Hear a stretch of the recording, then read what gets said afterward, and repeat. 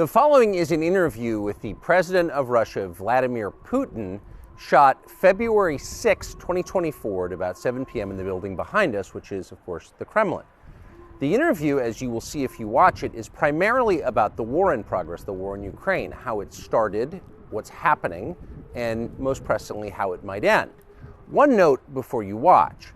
At the beginning of the interview, we asked the most obvious question, which is, why did you do this? Did you feel a threat, an imminent physical threat?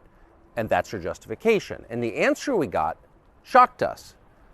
Putin went on for a very long time, probably half an hour, about the history of Russia going back to the 8th century.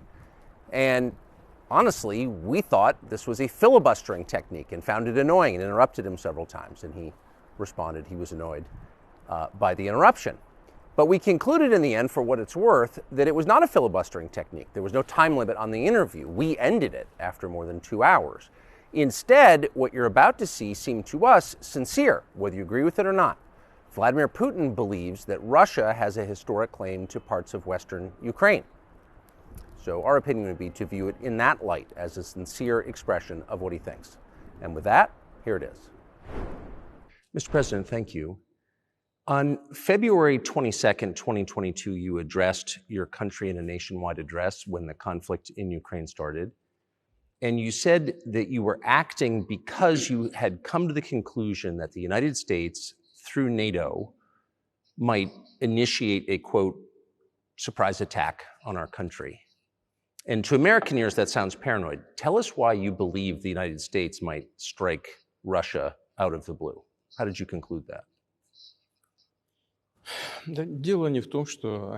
It's not that America, the United States, was going to launch a surprise strike on Russia. I didn't say that.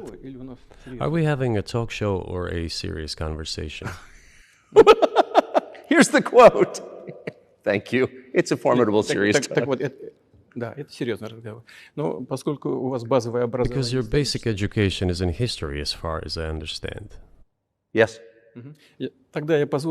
So if you don't mind, I will take only 30 seconds or 1 minute to give you a short reference to history for giving you a little historical background. Please.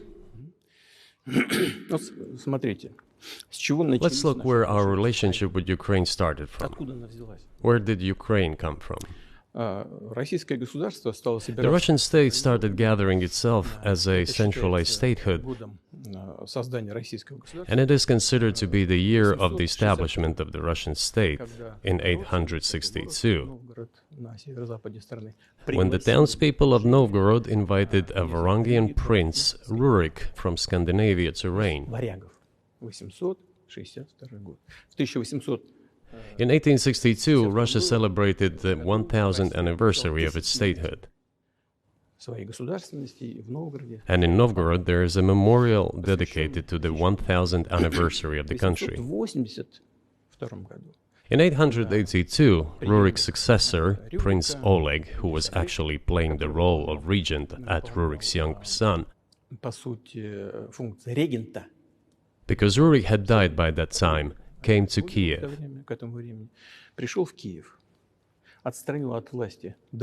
He ousted two brothers who apparently had once been members of Rurik's squad. So Russia began to develop with two centers of power, Kiev and Novgorod. The next very significant date in the history of Russia was 988. This was the baptism of Russia, when Prince Vladimir, the great-grandson of Rurik, baptized Russia and adopted Orthodoxy, or Eastern Christianity. From this time, the centralized Russian state began to strengthen. Why? Because of the single territory, integrated economic ties, one and the same language, and, after the baptism of Russia, the same faith and rule of the prince. The centralized Russian state began to take shape. Back in the Middle Ages, Prince Yaroslav the Wise introduced the order of succession to a throne. But after he passed away, it became complicated for various reasons. The throne was passed not directly from father to eldest son, but from the prince who had passed away to his brother, then to his sons in different lines. All this led to the fragmentation and the end of Rus as a single state. There was nothing special about it. The same was happening then in Europe.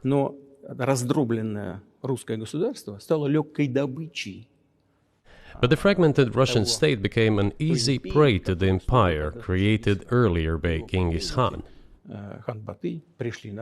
His successors, namely Batu Khan, came to Rus, plundered and ruined nearly all the cities. The southern part, including Kiev, by the way, and some other cities, simply lost independence, while northern cities preserved some of their sovereignty. They had to pay tribute to the horde, but they managed to preserve some part of their sovereignty. And then a unified Russian state began to take shape with its center in Moscow. The southern part of Russian lands, including Kiev, began to gradually gravitate towards another magnet, the center that was emerging in Europe. This was the Grand Duchy of Lithuania.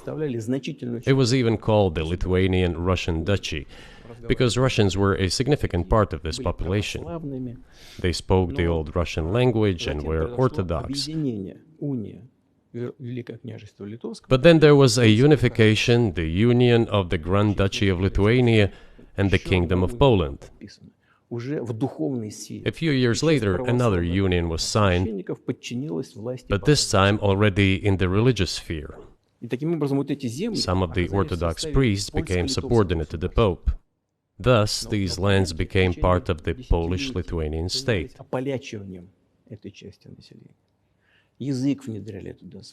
During decades, the Poles were engaged in Polonization of this part of the population.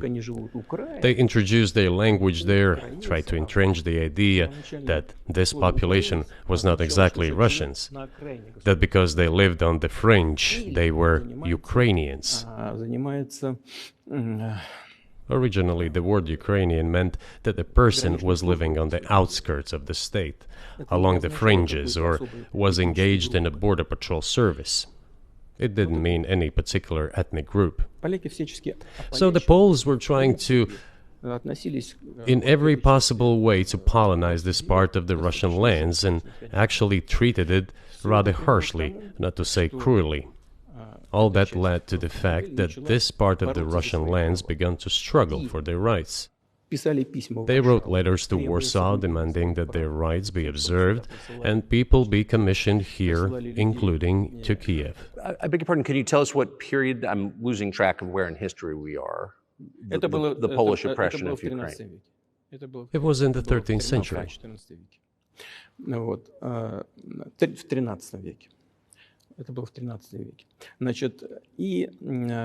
Now I will tell you what happened later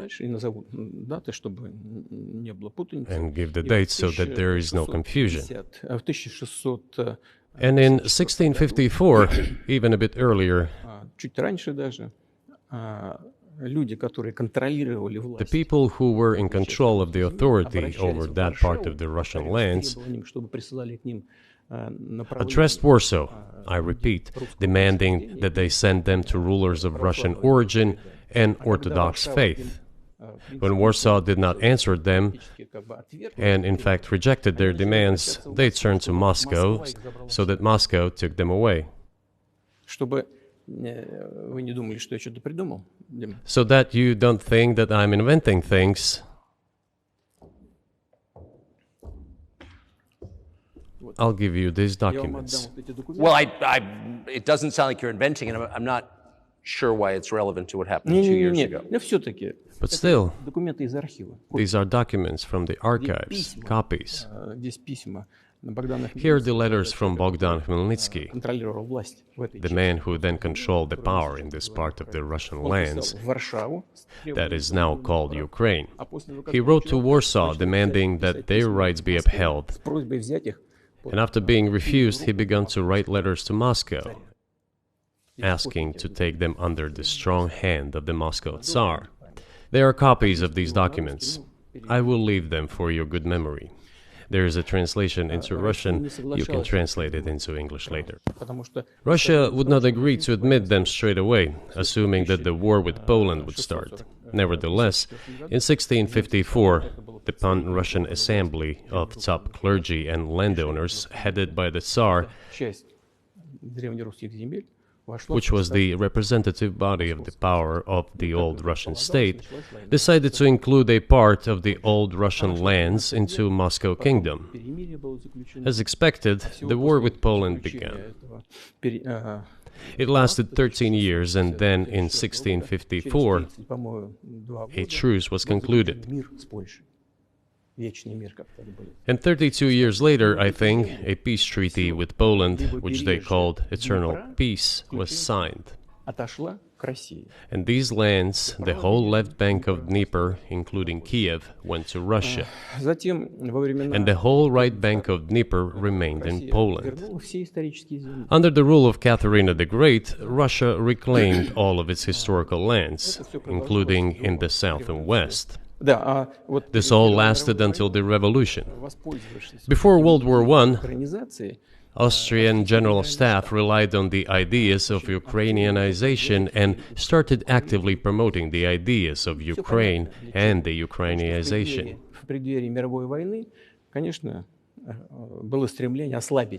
Their motive was obvious.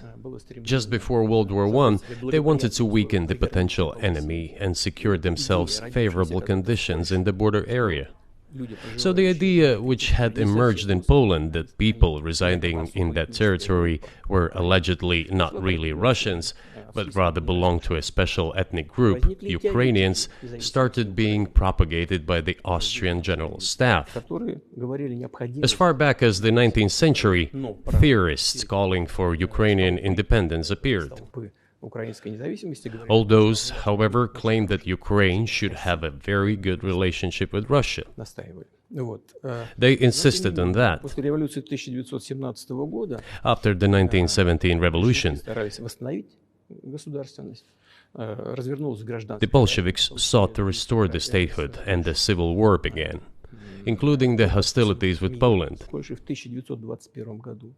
In 1921, peace with Poland was proclaimed, and under that treaty, the right bank of Dnieper River once again was given back to Poland. In 1939, after Poland cooperated with Hitler, it did collaborate with Hitler, you know? Hitler offered Poland peace and a treaty of friendship. An alliance demanding in return that Poland give back to Germany the so-called Danzig corridor, which connected the bulk of Germany with East Prussia and Königsberg.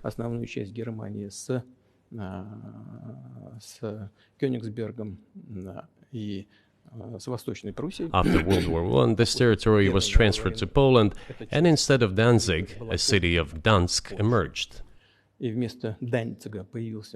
Hitler asked them to give it amicably, but they refused.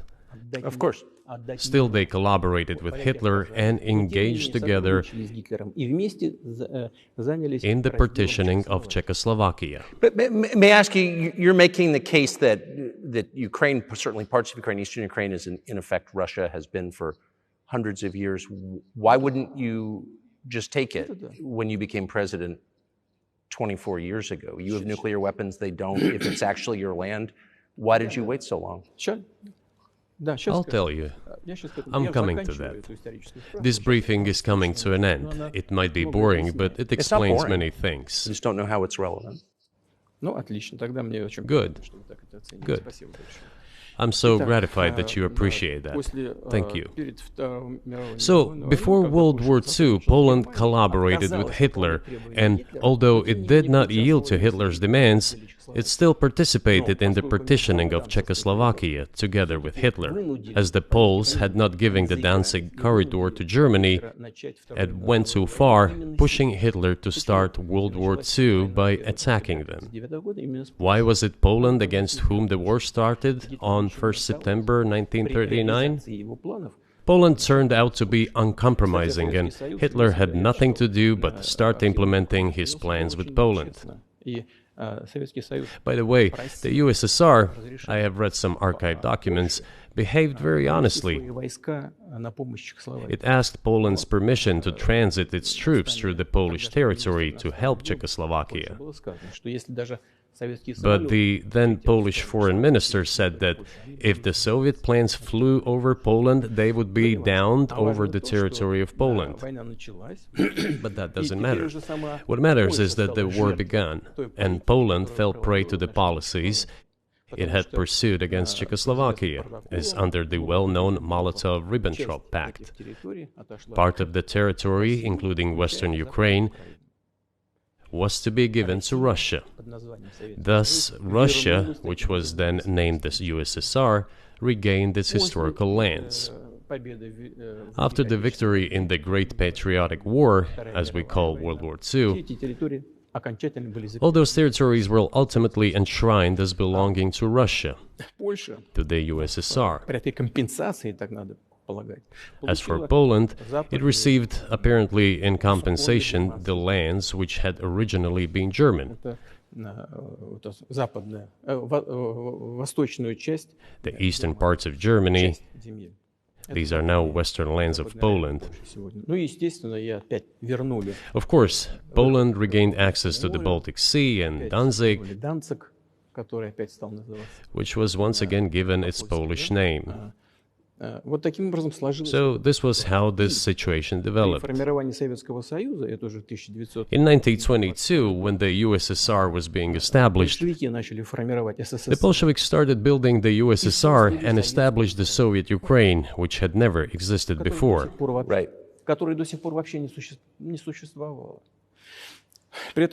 Stalin insisted that those republics be included in the USSR as autonomous entities. For some inexplicable reason, Lenin, the founder of the Soviet state, insisted that they be entitled to withdraw from the USSR.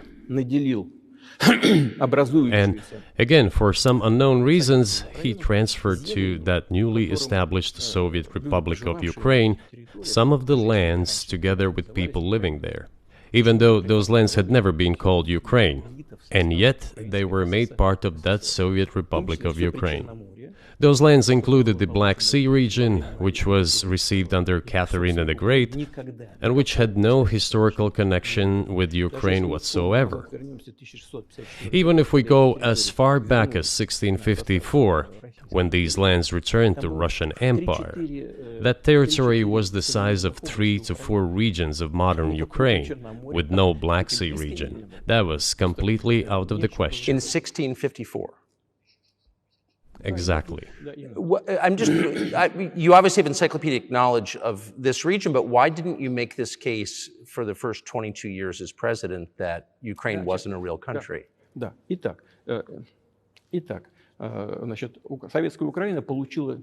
The Soviet Union was given a great deal of territory that had never belonged to it, including the Black Sea region.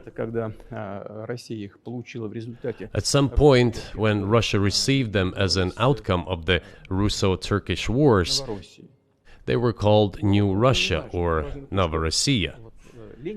But that does not matter. What matters is that Lenin, the founder of the Soviet state, established Ukraine that way. For decades, the Ukrainian Soviet Republic developed as part of the USSR. And for unknown reasons again, the Bolsheviks were engaged in Ukrainianization. It was not merely because the Soviet leadership was composed to a great extent of those originating from Ukraine. Rather, it was explained by the general policy of indigenization pursued by the Soviet Union. Same things were done in other Soviet republics. This involved promoting national languages and national cultures, which is not a bad in principle. That is how the Soviet Ukraine was created. After the World War II, Ukraine received, in addition to the lands that had belonged to Poland before the war, part of the lands that had previously belonged to Hungary and Romania. So Romania and Hungary had some of their lands taken away and given to the Soviet Ukraine, and they still remain part of Ukraine. So in this sense, we have every reason to affirm that Ukraine is an artificial state that was shaped at Stalin's will. Do you believe Hungary has a right to take its land back from Ukraine, and that other nations have a right to go back to their 1654 borders?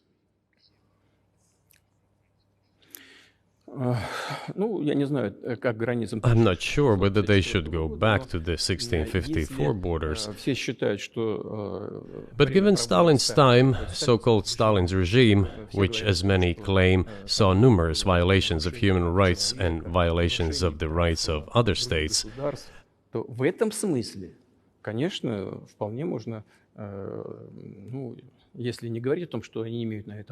one may say that they could claim back those lands of theirs while having no right to do that. It is at least understandable. Have you told Viktor Orban that he can have part of Ukraine?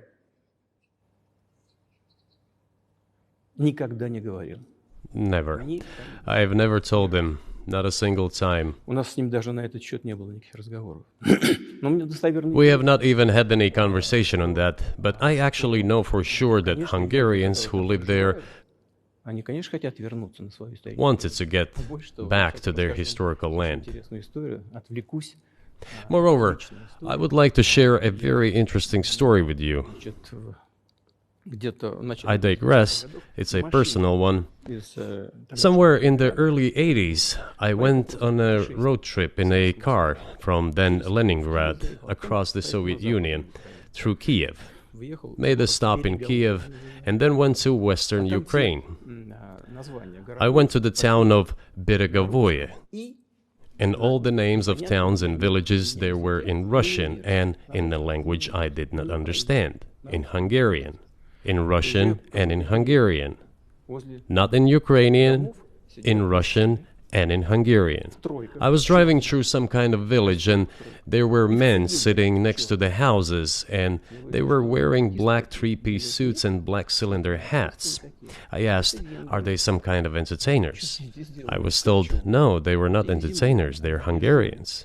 I said, what are they doing here? What do you mean? This is their land, they live here. This was during the Soviet time in the 1980s. They preserved the Hungarian language, Hungarian names, and all their national costumes. They are Hungarians and they feel themselves to be Hungarians. And of course, when now there is an infringement... Well, that is... And there's a lot of that, though. I think many nations are upset about Transylvania as well, as you obviously know. But many nations feel frustrated by the redrawn borders of the wars of the 20th century. And wars going back 1,000 years, the ones that you mentioned. But the fact is that you didn't make this case in public until 2 years ago, February. And in the case that you made, which I read today, you explain at great length that you felt a physical threat from the West in NATO, including potentially a nuclear threat. And that's what got you to move. Is that a fair characterization of what you said?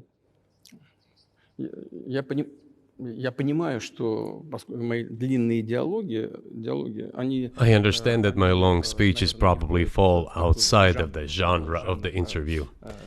That is why I asked you at the beginning, are we going to have a serious talk or a show? You said a serious talk, so bear with me, please. We're coming to the point where the Soviet Ukraine was established.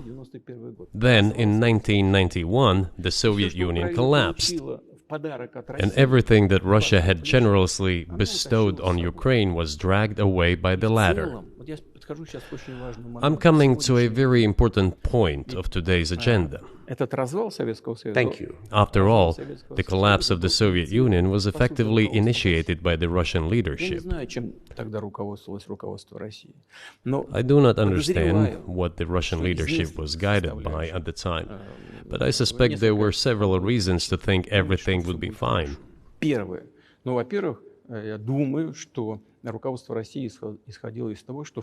First, I think that then Russian leadership believed that the fundamentals of the relationship between Russia and Ukraine were, in fact, a common language. More than 90% of the population there spoke Russian. Family ties. Every third person there had some kind of family or friendship ties. Common culture, common history, Finally, common faith, coexistence with a single state for centuries, and deeply interconnected economies. All of these were so fundamental. All these elements together make our good relationships inevitable. The second point is a very important one.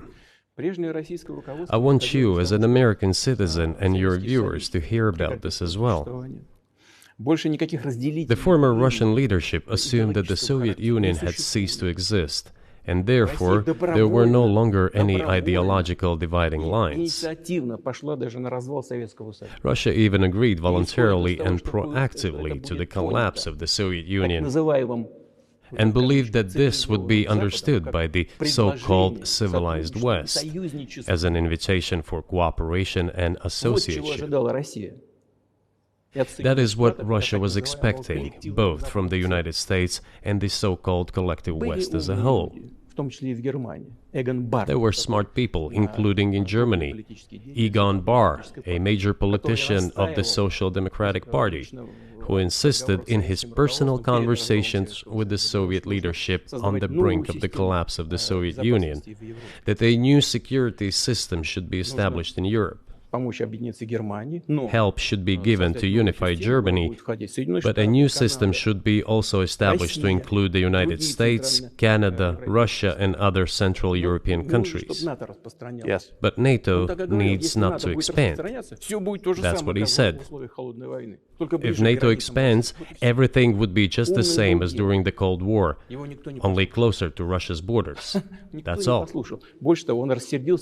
He was a wise old man, but no one listened to him. In fact, he got angry once. If, he said, you don't listen to me, I'm never setting my foot in Moscow once again. Everything happened just as he had said. Well, of course, it did come true, and you've mentioned this many times. I think it's a fair point, and many in America thought that relations between Russia and the United States would be fine with the collapse of the Soviet Union and the end of the Cold War, that the opposite happened. But you've never explained why you think that happened, except to say that the West fears a strong Russia, but we have a strong China the West does not seem very afraid of. What about Russia, do you think, convinced policymakers they had to take it down? The West is afraid of strong China more than it fears a strong Russia, because Russia has 150 million people and China has 1.5 billion population, and its economy is growing by leaps and bounds, or 5% a year. It used to be even more. But that's enough for China. As Bismarck once put it, potentials are the most important. China's potential is enormous. It is the biggest economy in the world today in terms of purchasing power parity and the size of the economy. It has already overtaken the United States quite a long time ago, and it is growing at a rapid clip. Let's not talk about who is afraid of whom. Let's not reason in such terms. And let's get into the fact that after 1991, when Russia expected that it would be welcomed into the brotherly family of civilized nations, nothing like this happened. You tricked us. I don't mean you personally when I say you. Of course, I'm talking about the United States. The promise was that NATO would not expand eastward, but it happened 5 times. There were 5 waves of expansion. We tolerated all that. We were trying to persuade them. We were saying, please don't. We are as bourgeois now as you are. We are market economy and there is no communist party power. Let's negotiate. Moreover, I have also said this publicly before. There was a moment when a certain rift started growing between us. Before that, Yeltsin came to the United States. Remember, he spoke in Congress and said the good words. God bless America. Everything he said were signals. Let us in. Remember the developments in Yugoslavia before the Yeltsin was lavished with praise? As soon as the developments in Yugoslavia started, he raised his voice in support of Serbs, and we couldn't but raise our voices for Serbs in their defense. I understand that there were complex processes underway there, I do, but Russia could not help raising its voice in support of Serbs, because Serbs are also a special and close to us nation, with Orthodox culture and so on. It's a nation that has suffered so much for generations. Well, regardless, what is important is that Yeltsin expressed his support. What did the United States do? In violation of international law and the UN Charter, it started bombing Belgrade. It was the United States that let the genie out of the bottle. Moreover, when Russia protested and expressed its resentment, what was said? The UN Charter and international law have become obsolete. Now everyone invokes international law, but at that time they started saying that everything was outdated. Everything had to be changed. Indeed, some things need to be changed, as the balance of power has changed. It's true, but not in this manner. Yeltsin was immediately dragged through the mud, accused of alcoholism, of understanding nothing, of knowing nothing. He understood everything, I assure you. Well, I became president in 2000. I thought, okay, the Yugoslav issue is over, but we should try to restore relations. Let's reopen the door that Russia had tried to go through. And moreover, I said it publicly, I can reiterate. At a meeting here in the Kremlin with the outgoing President Bill Clinton, right here in the next room, I said to him, I asked him, Bill, do you think if Russia asked to join NATO, do you think it would happen? Suddenly he said, you know, it's interesting. I think so. But in the evening, when we met for dinner, he said, you know, I've talked to my team. No, it's not possible now. You can ask him. I think he will watch our interview. He'll confirm it. I wouldn't have said anything like that if it hadn't happened. Okay. Were you sincere? It's impossible now. Would you have joined NATO? Look, I asked the question, is it possible or not? And the answer I got was no. If I was insincere in my desire to find out what the leadership position was... But if he had said yes, would you have joined NATO? If he had said yes, the process of rapprochement would have commenced, and eventually it might have happened, if we had seen some sincere wish on the other side of our partners. But it didn't happen. Well, no means no. Okay, fine. Why do you think that is? Just to get to motive, I know you're clearly bitter about it, I understand, but why do you think the West rebuffed you then? Why the hostility? Why did the end of the Cold War not fix the relationship? What motivates this from your point of view? You said I was bitter about the answer. No, it's not bitterness. It's just a statement of fact. We're not bride and groom, bitterness, resentment. It's not about those kind of matters in such circumstances. We just realized we weren't welcome there, that's all. Okay, fine. But let's build relations in another manner. Let's look for common ground elsewhere. Why we received such a negative response, you should ask your leaders. I can only guess why. Too big a country with its own opinion and so on. And the United States, I've seen how issues are being resolved in NATO. I will give you another example now concerning Ukraine. The US leadership exerts pressure, and all NATO members obediently vote, even if they do not like something. Now, I'll tell you what happened in this regard with Ukraine in 2008, although it's being discussed. I'm not going to open a secret to you, say anything new. Nevertheless, after that we tried to build relations in different ways. For example, the events in the Middle East, in Iraq. We were building relations with the United States in a very soft, prudent, cautious manner. I repeatedly raised the issue that the United States should not support separatism or terrorism in the North Caucasus. But they continue to do it anyway. and political support, information support, financial support, even military support came from the United States and its satellites for terrorist groups in the Caucasus. I once raised this issue with my colleague, also the President of the United States. He says, "It's impossible. Do you have proof?" I said, "Yes." I was prepared for this conversation, and I gave him that proof. He looked at it, and you know what he said? "I apologize, but that's what happened." I'll quote. He says, "Well, I'm gonna kick their ass." We waited and waited for some response. There was no reply. I said to the FSB director, "Write to the CIA, what is the result of the conversation with President?" He wrote once, twice, and then we got a reply. We have the answer in the archive. The CIA replied, "We have been working with the opposition in Russia. We believe that this is the right thing to do, and we will keep on doing it." Just ridiculous. Well, okay. We realized that it was out of the question. Forces in opposition to you. So you're saying the CIA is trying to overthrow your government? Of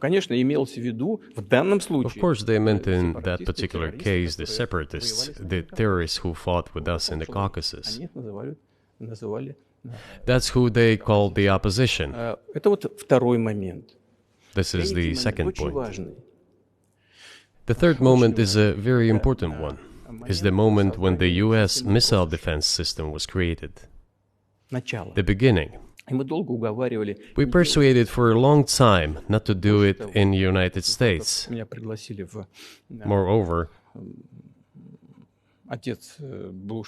after was invited by Bush Jr.'s father, Bush Sr., to visit his place on the ocean, I had a very serious conversation with President Bush and his team. I proposed that the United States, Russia, and Europe jointly create a missile defense system that, we believe, if created unilaterally, threatens our security, despite the fact that the United States officially said that it was being created against missile threats from Iran. That was the justification for the deployment of the missile defense system. I suggested working together, Russia, the United States, and Europe. They said it was very interesting. They asked me, "Are you serious?" I said, "Absolutely." Let me ask, what year was this? I don't remember. It is easy to find out on the internet when I was in the USA at the invitation of Bush Sr. It is even easier to learn from someone I'm going to tell you about. I was told it was very interesting. I said, just imagine if we could tackle such a global strategic security challenge together. The world will change. We'll probably have disputes, probably economic and even political ones, but we could drastically change the situation in the world. He says yes, and asks, "Are you serious?" I said, "Of course. We need to think about it," I'm told. I said, "Go ahead, please." Then Secretary of Defense Gates, former director of CIA, and Secretary of State Rice came in here, in this cabinet, right here at this table. They sat on this table. Me, the foreign minister, the Russian defense minister on that side. They said to me, "Yes, we have thought about it. We agree." I said, "Thank God, great, but with some exceptions." So twice you've described U.S. presidents making decisions and then being undercut by their agency heads. So it sounds like you're describing a system that's not run by the people who are elected, in your telling. That's right, that's right. In the end, they just told us to get lost. I'm not going to tell you the details because I think it's incorrect. After all, it was confidential conversation. But our proposal was declined. That's a fact. It was right then when I said, "Look, but then we will be forced to take countermeasures. We will create such strike systems that will certainly overcome missile defense systems."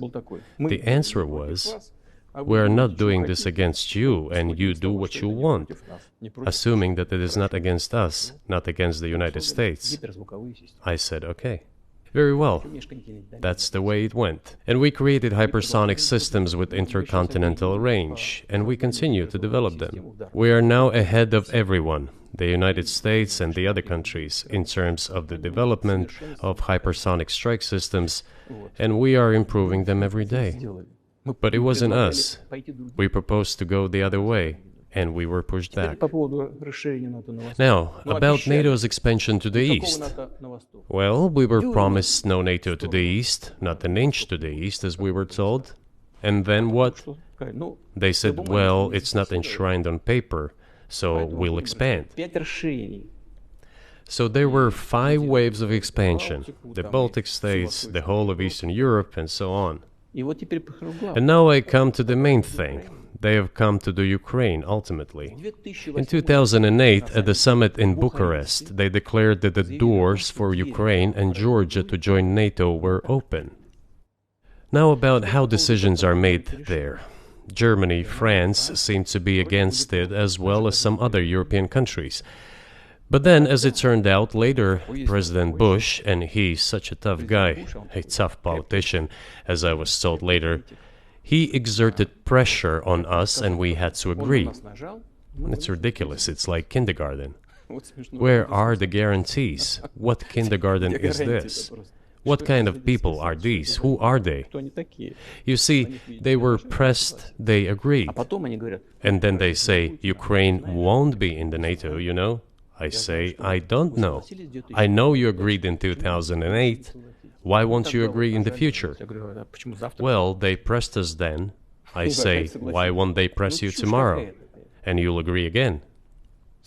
Well, it's nonsensical. Who's there to talk to? I just don't understand. We're ready to talk. But with whom? Where are the guarantees? None. So they started to develop the territory of Ukraine. Whatever is there, I have told you the background, how this territory developed, what kind of relations there were with Russia. Every second or third person there has always had some ties with Russia.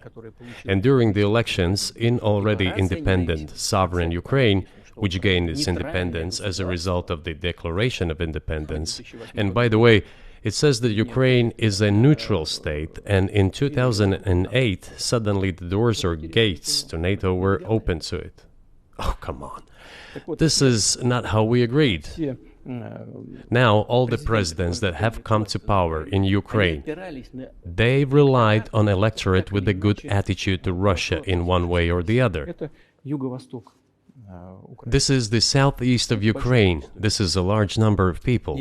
And it was very difficult to dissuade this electorate, which had a positive attitude towards Russia. Viktor Yanukovych came to power, and how? The first time he won after President Kuchma, they organized a third round, which is not provided for in the constitution of Ukraine.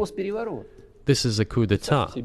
Just imagine, someone in the United States wouldn't like the outcome. In 2014? Before that. No, this was before that. After President Kuchma, Viktor Yanukovych won the elections. However, his opponents did not recognize that victory. The US supported the opposition, and the third round was scheduled. What is this? This is a coup. The US supported it, and the winner of the third round came to power. Imagine if in the US something was not to someone's liking, and the third round of election, which the US Constitution does not provide for, was organized. Nonetheless, it was done in Ukraine. Okay, Viktor Yushchenko, who was considered a pro-Western politician, came to power. Fine, we have built relations with him as well. He came to Moscow with visits. We visited Kiev. I visited too. We met in an informal setting. If he's pro-Western, so be it. It's fine. Let people do their job. The situation should have developed inside the independent Ukraine itself. As a result of Kuchma's leadership, things got worse and Viktor Yanukovych came to power after all. Maybe he wasn't the best president and politician, I don't know. I don't want to give assessments. However, the issue of the association with the EU came up.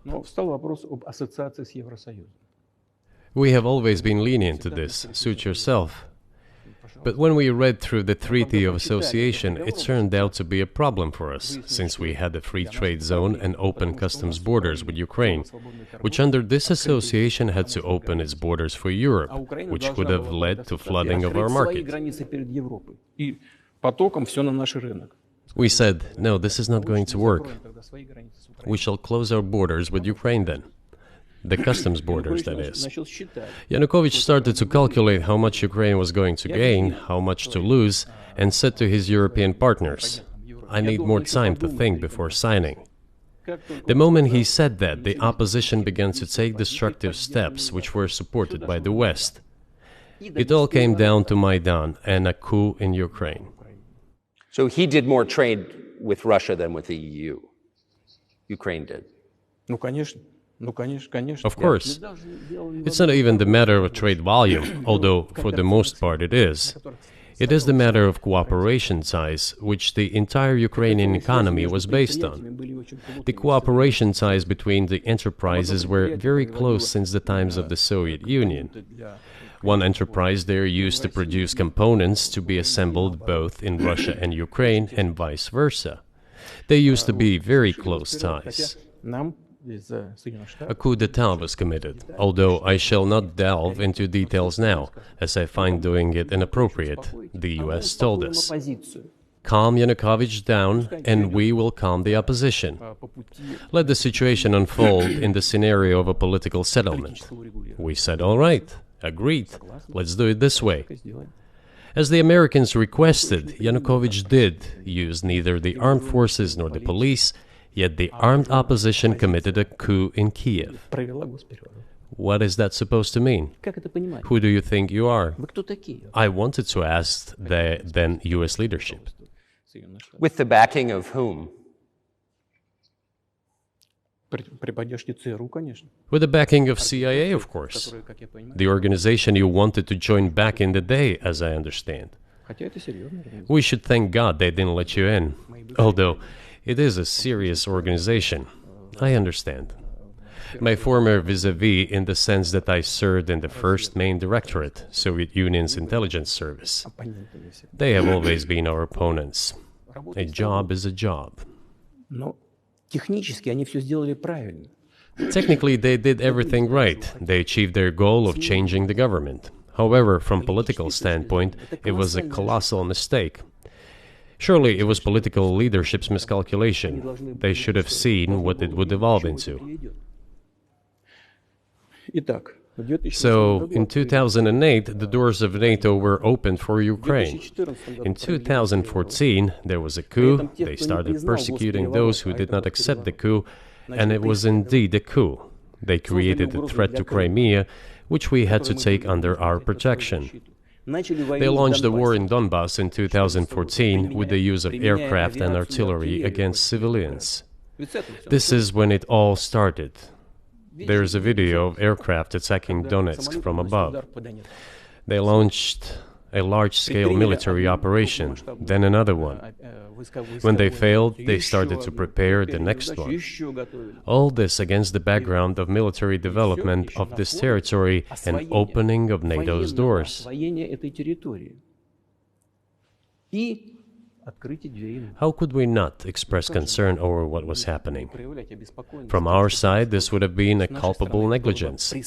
That's what it would have been. It's just that the US political leadership pushed us to the line we could not cross, because doing so could have ruined Russia itself. Besides, we could not leave our brothers in faith, in fact, a part of Russian people, in the face of this war machine. But that was 8 years before the current conflict started. So what was the trigger for you? What was the moment where you decided you had to do this?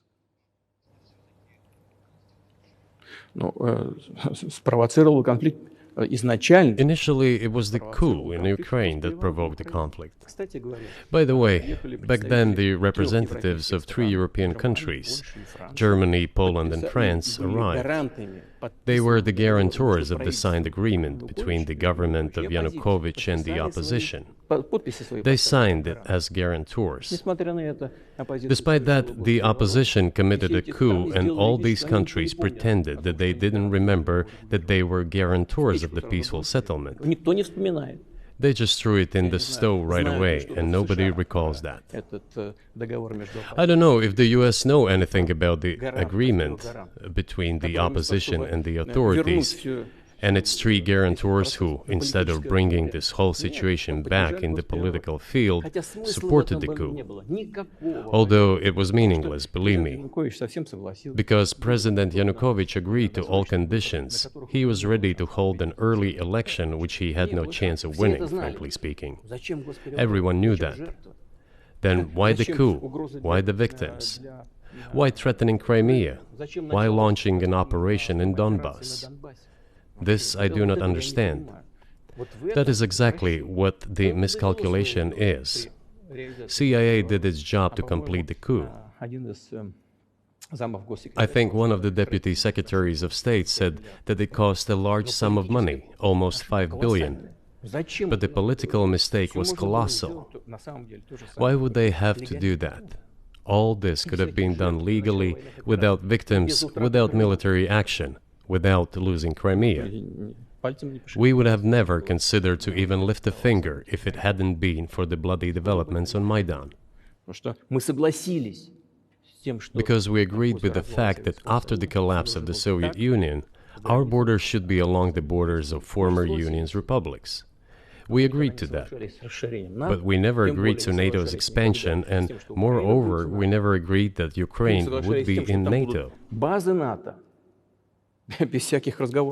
We did not agree to NATO bases there without any discussion with us. For decades, we kept asking, don't do this, don't do that.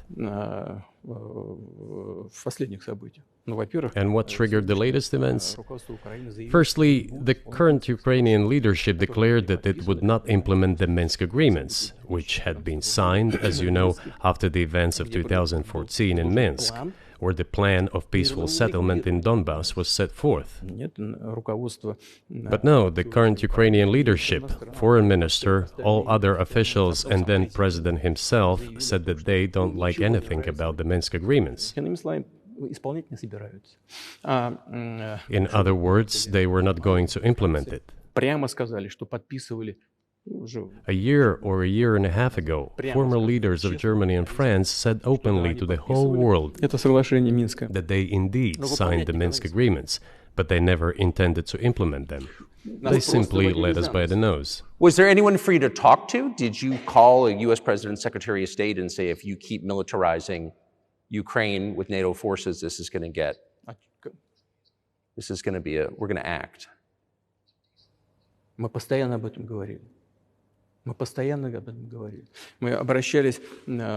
We talked about this all the time. We addressed the United States and European countries' leadership to stop these developments immediately, to implement the Minsk agreements. Frankly speaking, I didn't know how we were going to do this, but I was ready to implement them. These agreements were complicated for Ukraine. They included lots of elements of those Donbass territories' independence. That's true. However, I was absolutely confident, and I'm saying this to you now. I honestly believe that if we managed to convince the residents of Donbass, and we had to work hard to convince them to return to the Ukrainian statehood, then gradually the wounds would start to heal. When this part of territory reintegrated itself into common social environment, when the pensions and social benefits were paid again, all the pieces would gradually fall into place. No, nobody wanted that. Everybody wanted to resolve the issue by military force only. But we could not let that happen. And the situation got to the point when the Ukrainian side announced, no, we will not do anything. They also started preparing for military action. It was they who started the war in 2014. Our goal is to stop this war. And we did not start this war in 2022. This is an attempt to stop it. Do you think you've stopped it now? I mean, have you achieved your aims? No, we haven't achieved our aims yet, because one of them is denazification. This means the prohibition of all kinds of neo-Nazi movements. This is one of the problems that we discussed during the negotiation process, which ended in Istanbul early this year.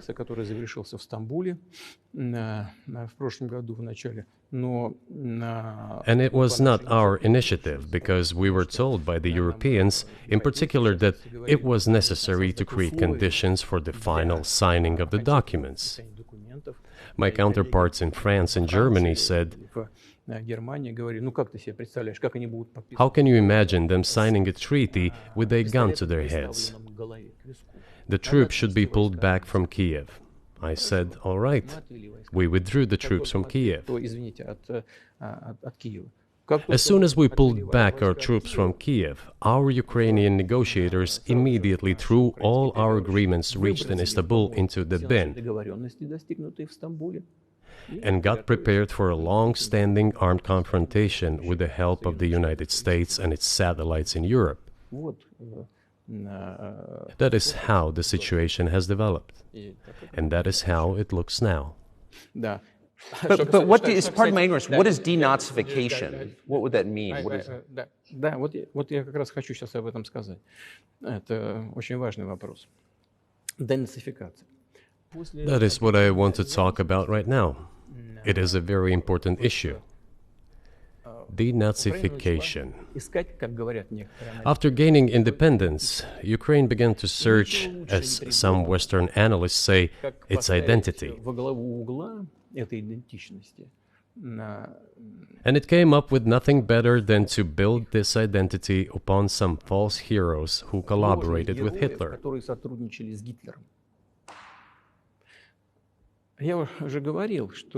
I have already said that in the early 19th century, when the theorists of independence and sovereignty of Ukraine appeared, they assumed that an independent Ukraine should have very good relations with Russia. But due to the historical development, those territories were part of the Polish-Lithuanian Commonwealth. Poland, where Ukrainians were persecuted and treated quite brutally, as well as were subject to cruel behavior. There were also attempts to destroy their identity. All this remained in the memory of the people. When World War II broke out, part of this extremely nationalist elite collaborated with Hitler, believing that he would bring them freedom. The German troops, even the SS troops, made Hitler's collaborators do the dirtiest work of exterminating the Polish and Jewish population. Hence this brutal massacre of the Polish and Jewish population, as well as the Russian population too.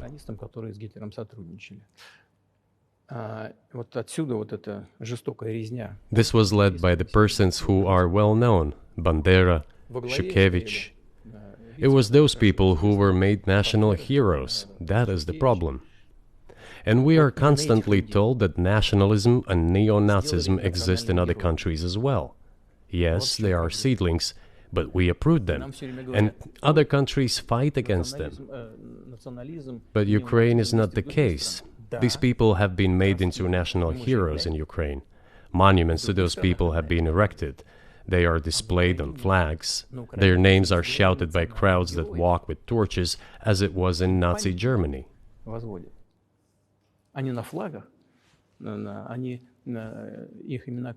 These were people who exterminated Poles, Jews, and Russians. It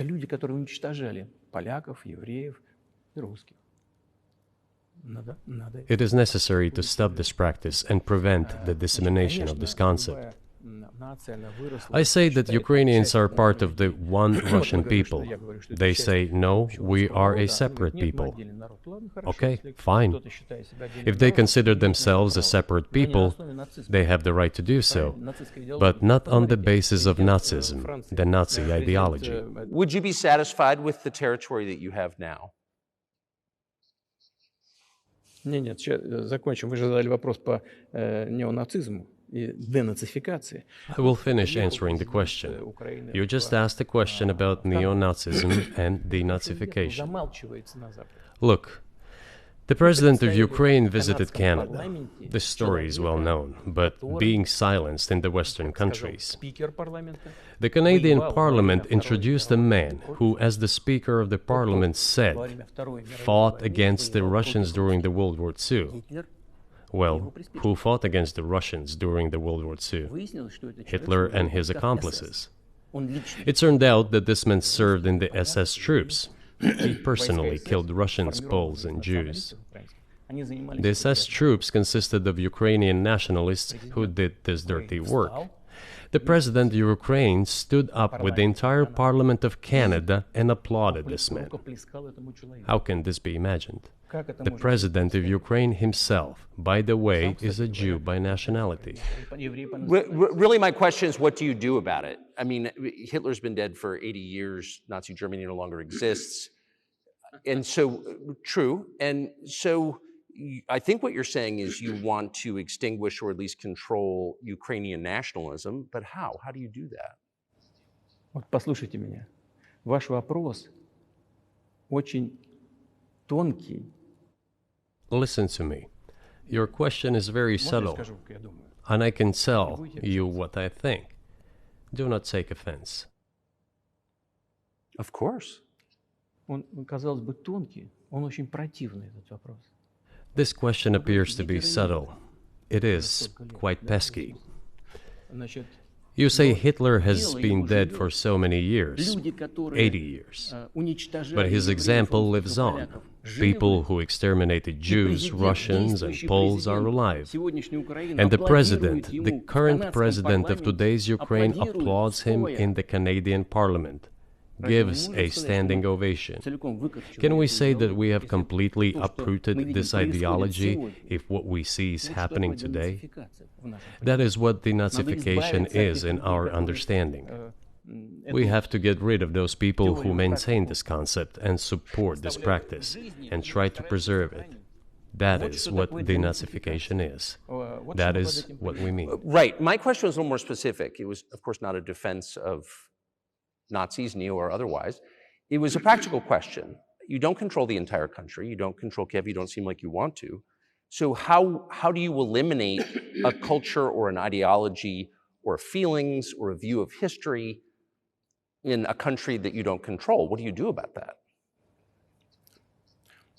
А вы знаете, как вам не покажется странным, в ходе переговоров в Стамбуле... You know, as strange as it may seem to you, during the negotiations in Istanbul, we did agree that we have it all in writing. Neo-Nazism would not be cultivated in Ukraine, including that it would be prohibited at the legislative level. Mr. Carlson, we agreed on that. This, it turns out, can be done during the negotiation process. And there's nothing humiliating for Ukraine as a modern civilized state. Is any state allowed to promote Nazism? It is not, is it? That is it. Will there be talks, and why haven't there been talks about resolving the conflict in Ukraine, peace talks? Они были, они дошли до очень высокой стадии согласования позиций, сложно. They have been. They reached a very high stage of coordination of positions in a complex process, but still they were almost finalized.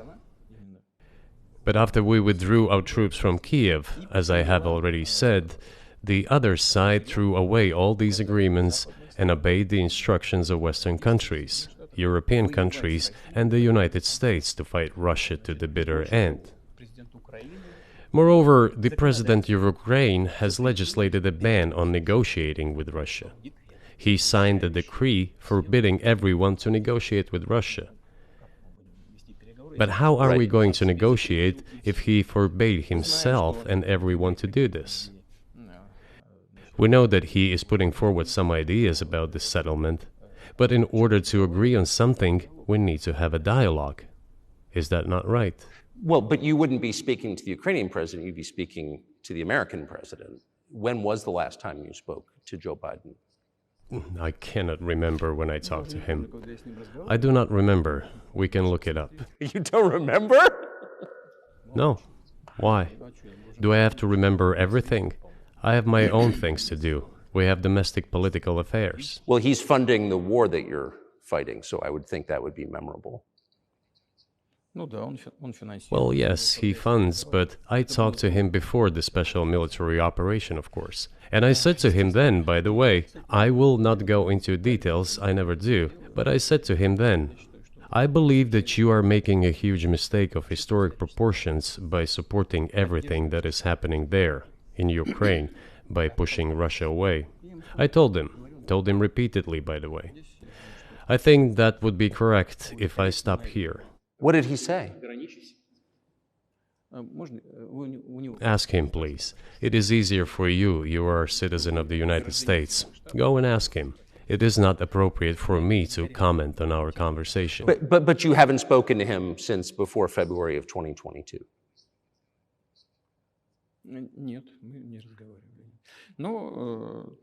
No, we haven't spoken. Certain contacts are being maintained, though. Speaking of which, do you remember what I told you about my proposal to work together on a missile defense system? Yes. You can ask all of them. All of them are safe and sound, thank God. The former president, Condoleezza, is safe and sound, and I think Mr. Gates and the current director of the intelligence agency, Mr. Burns, the then ambassador to Russia, in my opinion, are very successful ambassador. They were all witnesses to these conversations. Ask them. Same here. If you are interested in what Mr. President Biden responded to me, ask him. At any rate, I talked to him about it. I'm definitely interested, but from the outside, it seems like this could devolve or evolve into something that brings the entire world into conflict and could initiate a nuclear launch. And so why don't you just call Biden and say, let's work this out?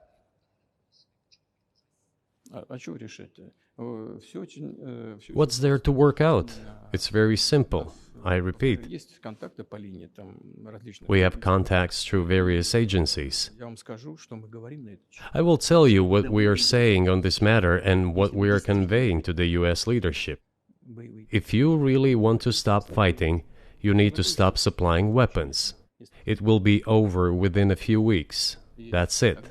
And then we can agree on some terms. Before you do that, stop. What's easier? Why would I call him? What should I talk to him about? Or beg him for what? And what messages do you get back? You're going to deliver such and such weapons to Ukraine? Oh, I'm afraid, please don't. What is there to talk about? Do you think NATO is worried about this becoming a global war or a nuclear conflict? At least that's what they're talking about. And they're trying to intimidate their own population with an imaginary Russian threat. This is an obvious fact. And thinking people, not Philistines, but thinking people, analysts, those who are engaged in real politics, just smart people, understand perfectly well that this is a fake. They're trying to fuel the Russian threat. The threat I think you're referring to is a Russian invasion of Poland, Latvia, expansionist behavior. Can you imagine a scenario where you sent Russian troops to Poland?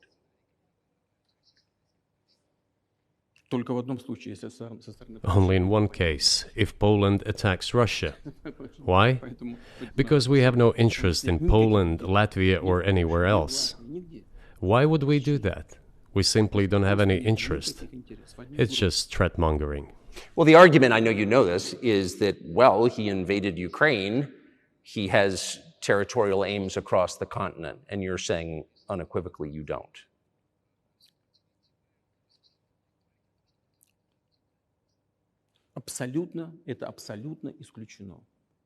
It is absolutely out of the question.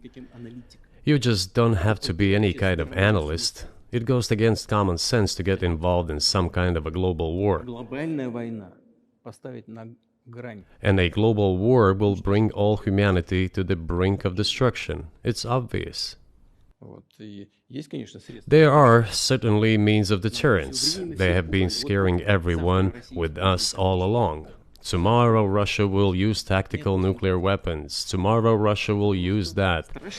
No, the day after tomorrow. So what? In order to extort additional money from US taxpayers and European taxpayers in the confrontation with Russia in the Ukrainian theater of war. The goal is to weaken Russia as much as possible. One of our senior United States senators from the state of New York, Chuck Schumer, said yesterday, I believe, that we have to continue to fund the Ukrainian effort or U.S. soldiers, citizens could wind up fighting there. How do you assess that?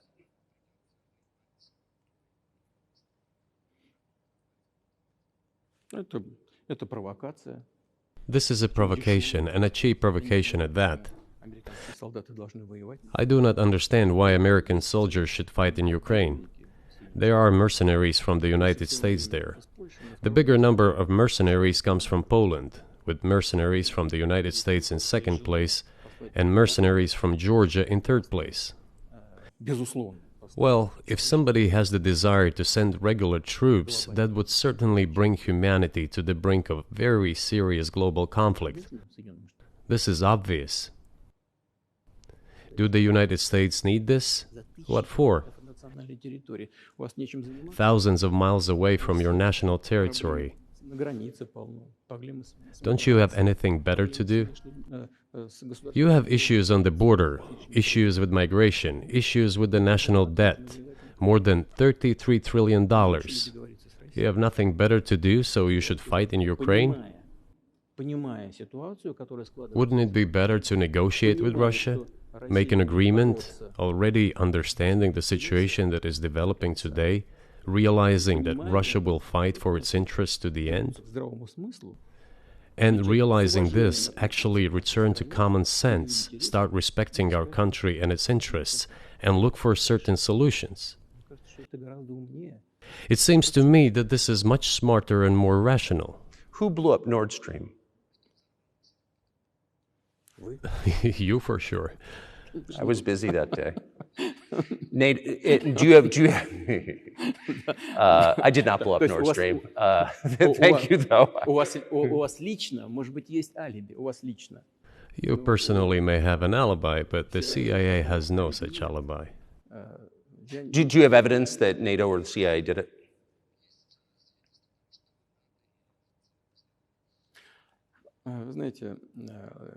You know, I won't get into details, but people always say in such cases, look for someone who is interested. But in this case, we should not only look for someone who is interested, but also for someone who has capabilities. Because there may be many people interested, but not all of them are capable of sinking to the bottom of the Baltic Sea and carrying out this explosion. These two components should be connected. Who is interested and who is capable of doing it? But I'm confused. I mean, that's the biggest act of industrial terrorism ever, and it's the largest emission of CO2 in history. Okay, so if you had evidence, and presumably given your security services, your intel services, you would, that NATO, the US, CIA, the West, did this, why wouldn't you present it and win a propaganda victory? In the war of propaganda, it is very difficult to defeat the United States, because the United States controls all the world's media and many European media. The ultimate beneficiary of the biggest European media are American financial institutions. Don't you know that? So it is possible to get involved in this work, but it is cost prohibitive, so to speak. We can simply shine the spotlight on our sources of information, and we will not achieve results. It is clear to the whole world what happened, and even American analysts talk about it directly. It's true. Yes, but here's a question you may be able to answer. You worked in Germany, famously. The Germans clearly know that their NATO partner did this, and it damaged their economy greatly. It may never recover. Why are they being silent about it? That's very confusing to me. Why wouldn't the Germans say something about it?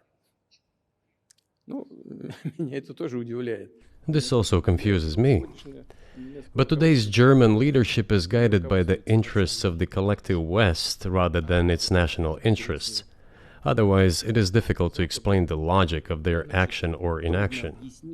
After all, it is not only about Nord Stream 1, which was blown up, and the Nord Stream 2 was damaged. But one pipe is safe and sound, and gas can be supplied to Europe through it. But Germany does not open it. We are ready, please. There's another route through Poland, called Yamal Europe, which also allows for large flow. Poland has closed it, but Poland packs from the German hand. It receives money from the pan-European funds, and Germany is the main donor to these pan-European funds. Germany feeds Poland to a certain extent, and they close their route to Germany. Why? I don't understand. Ukraine, to which the Germans supply weapons and give money. Germany is the second sponsor of the United States in terms of financial aid to Ukraine. There are two gas routes through Ukraine. They simply closed one route, the Ukrainians. Open the second route and please get gas from Russia. They do not open it. Why don't the Germans say, look guys, we give you money and weapons, open up the valve, please, let the gas from Russia pass through for us.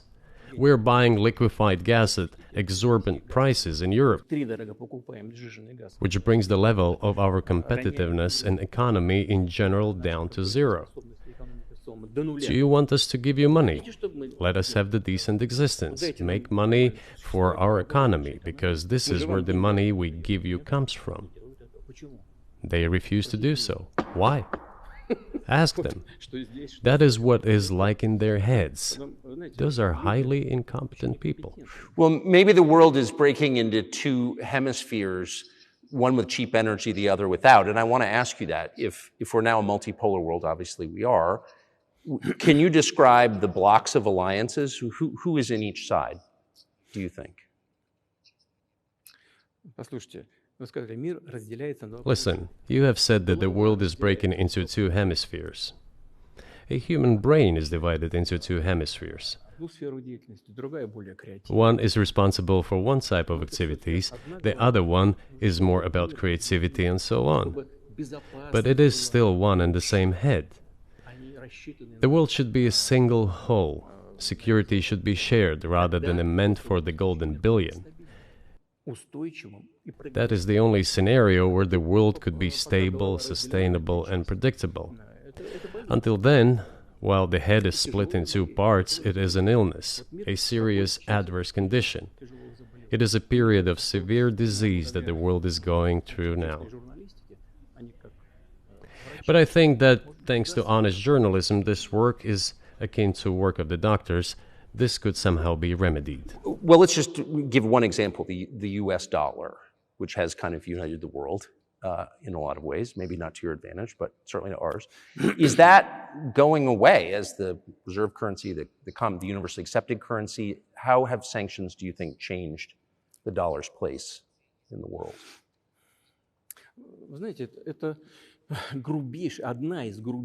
You know, to use the dollar as a tool of foreign policy struggle is one of the biggest strategic mistakes made by the US political leadership. The dollar is the cornerstone of the United States power. I think everyone understands very well that no matter how many dollars are printed, they are quickly dispersed all over the world.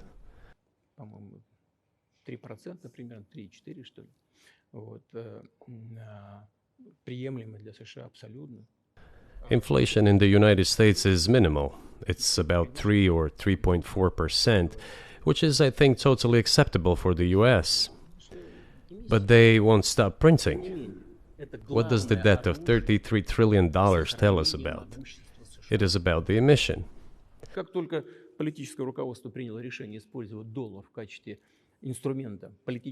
Nevertheless, it is the main weapon used by the United States to preserve its power across the world. As soon as the political leadership decided to use the US dollar as a tool of political struggle, a blow was dealt to this American power. I would not like to use any strong language, but it is a stupid thing to do and a grave mistake.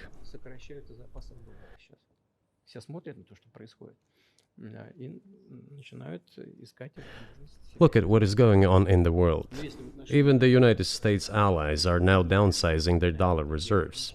Seeing this, everyone starts looking for ways to protect themselves. But the fact that the United States applies restrictive measures to certain countries, such as placing restrictions on transactions, freezing assets, etc., causes grave concern and sends a signal to the whole world. What did we have here? Until 2022, about 80% of Russian foreign trade transactions were made in US dollars and euros.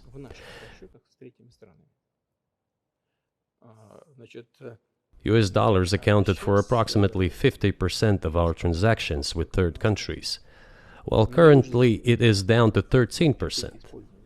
It wasn't us who banned the use of the US dollar.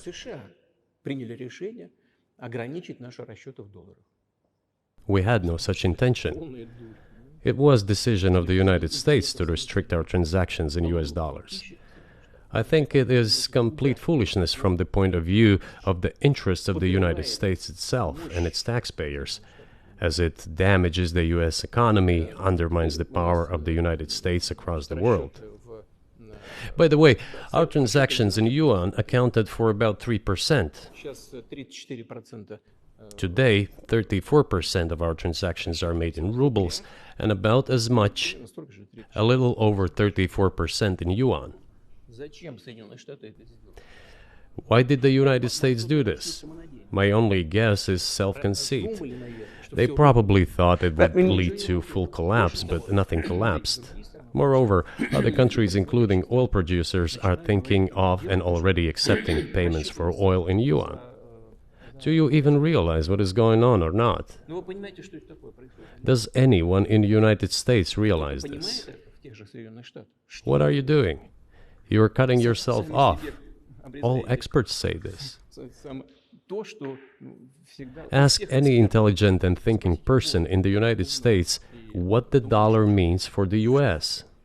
But You're killing it with your own hands.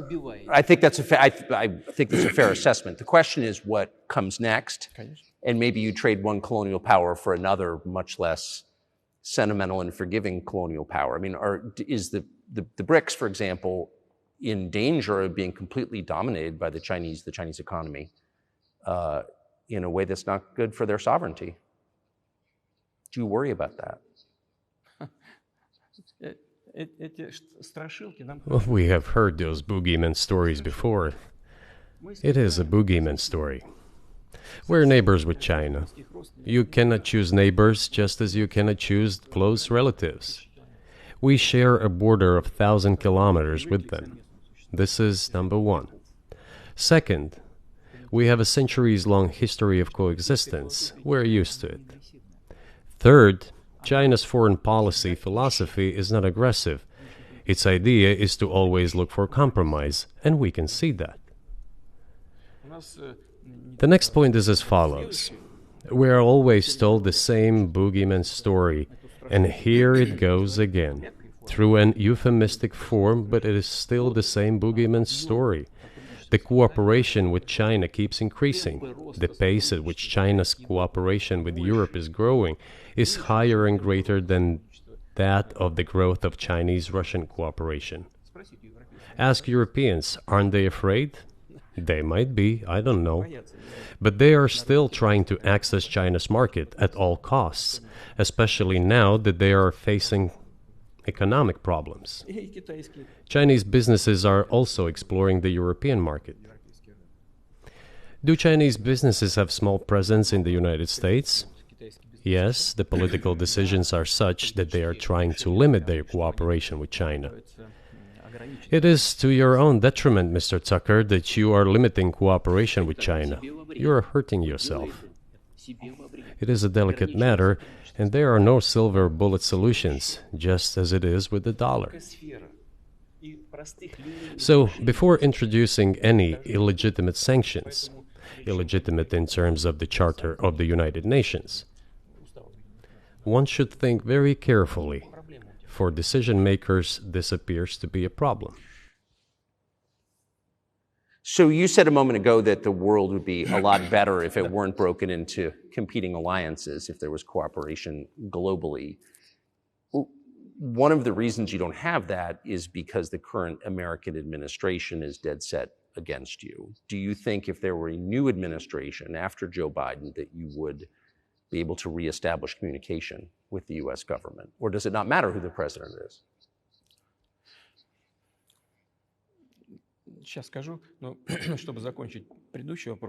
I will tell you, but let me finish the previous thought. We, together with my colleague and friend, President Xi Jinping, set a goal to reach $200 billion of mutual trade with China this year. We have exceeded this level. According to our figures, our bilateral trade with China totals already $230 billion, and the Chinese statistics says it is $240 billion. One more important thing.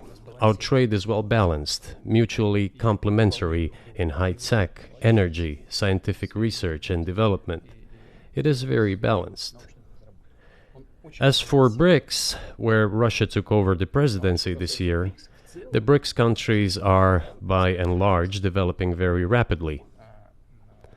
Look, if memory serves me right, back in 1992, the share of the G7 countries in the world economy amounted to 47%, whereas in 2022 it was down to, I think, a little over 30%. The BRICS countries accounted for only 16% in 1992, but now their share is greater than that of the G7. It has nothing to do with the events in Ukraine. This is due to the trends of global development and world economy, as I mentioned just now. And this is inevitable. This will keep happening. It is like the rise of the sun. You cannot prevent the sun from rising. You have to adapt to it. How do the United States adapt? With the help of force, sanctions, pressure, bombings, and use of armed forces. This is about self-conceit. Your political establishment does not understand that the world is changing under objective circumstances. And in order to preserve your level, even if someone aspires, pardon me, to the level of dominance, you have to make the right decisions in a competent and timely manner. Such brutal actions, including with regard to Russia and, say, other countries, are counterproductive. This is an obvious fact. It has already become evident. You just asked me if another leader comes and changes something. It is not about the leader. It is not about the personality of a particular person. I had a very good relationship with, say, Bush. I know that in the United States, he was portrayed as some kind of a country boy who does not understand much. I assure you that this is not the case. I think he made a lot of mistakes with regard to Russia, too. I told you about 2008 and the decision in Bucharest to open the NATO's doors for Ukraine and so on. That happened during his presidency. He actually exercised pressure on the Europeans. But in general, on a personal human level, I had a very good relationship with him. He was no worse than any other American or Russian or European politician. I assure you, he understood what he was doing as well as others. I had such personal relationship with Trump as well. It is not about the personality of the leader. It is about the elite's mindset. If the idea of domination at any cost, based also on forceful actions, dominates the American society, nothing will change. It will only get worse. But if, in the end, one comes to the awareness that the world has been changing due to the objective circumstances, and that one should be able to adapt to them in time, using the advantages that the US still has today, then perhaps something may change. Look, China's economy has become the first economy in the world in purchasing power parity. In terms of volume, it overtook the US a long time ago. The USA comes second, then India, 1.5 billion people, and then Japan, with Russia in the fifth place. Russia was the first economy in Europe last year, despite all the sanctions and restrictions. Is it normal from your point of view? Sanctions, restrictions, impossibility of payments in dollars, being cut off from SWIFT services, sanctions against our ships carrying oil, sanctions against airplanes, sanctions in everything, everywhere. The largest number of sanctions in the world which are applied against Russia. And we have become Europe's first economy during this time. The tools that US uses don't work. Well, one has to think about what to do. If this realization comes to the ruling elites, then yes, then the first person of the state will act in anticipation of what the voters and the people who make decisions at various levels expect from this person. Then maybe something will change. But you're describing two different systems. You say the leader acts in the interest of the voters, but you also say these decisions are not made by the leader, they're made by the ruling classes. You've run this country for so long, you've known all these American presidents. What are those power centers in the United States, do you think? Like, who actually makes the decisions?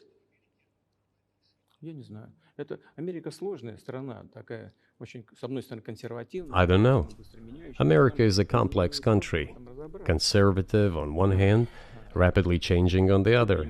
It's not easy for us to sort it all out. Who makes decisions in the elections? Is it possible to understand this when each state has its own legislation?